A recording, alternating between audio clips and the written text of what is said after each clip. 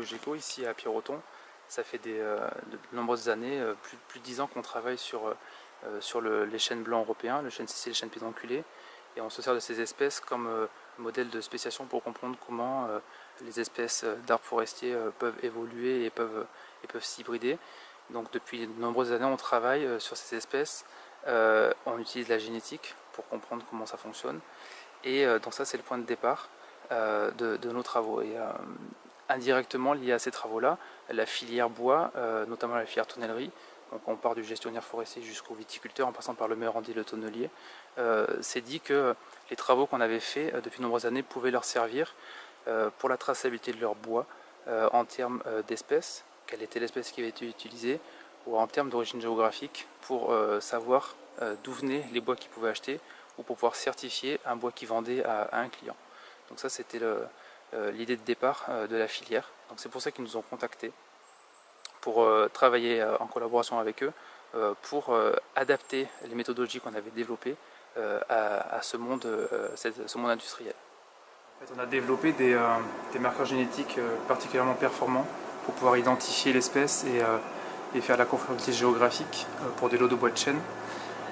Donc le process classique, c'est de prélever un échantillon de bois, soit en forêt auprès des gestionnaires, soit auprès d'un tonnelier.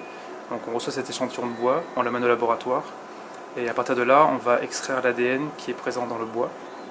Donc ça se fait dans des conditions un peu particulières, parce que l'ADN qui est dans le bois est dégradé en faible quantité, donc on prend des précautions particulières par rapport à des manips classiques. Donc une fois qu'on a obtenu l'ADN de ce morceau de bois, on fait une analyse préparatoire pour après typer notre échantillon sur un spectromètre de masse. Et sur ce spectromètre de masse, on arrive à obtenir des profils qui nous donnent des indications sur les caractéristiques génétiques de notre échantillon pour identifier l'espèce avec certains marqueurs ou pour faire la conformité géographique avec un autre type de marqueur.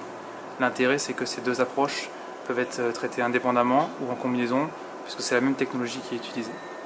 Et à partir de ce moment où on a les profils du spectre de masse, on interprète les résultats et on peut identifier l'espèce, chêne cécile ou chêne pédonculé, ou faire de la conformité géographique avec l'origine géographique qui était annoncée par le gestionnaire ou par le tonnelier. Et on peut, avec un risque associé, conclure à la conformité ou à la non-conformité de l'échantillon de bois qui nous a été fourni. Alors ces outils performants que nous avons développés ont été développés au départ dans le cadre d'un projet ANR Émergence qui avait vocation à transférer des technologies existantes dans un laboratoire de recherche pour que ça soit transmis au monde industriel. Donc ça c'était la vocation de ce projet-là. Donc ça nous a permis d'optimiser tous ces marqueurs qui sont aujourd'hui très performants basés sur des technologies de pointe. On a bénéficié de l'apport de Xyloforest, des équipements pour pouvoir optimiser nos technologies.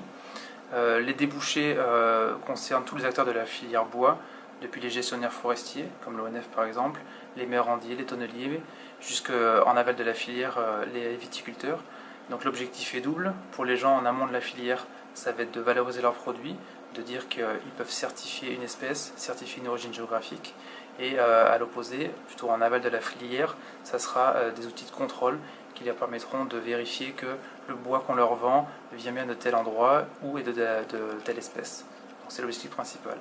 Et donc aujourd'hui, il y a un transfert de technologie qui est en cours entre l'INRA et un prestataire de service qui sera à court terme l'interlocuteur privilégié de la filière bois et de l'industrie du bois au sens général.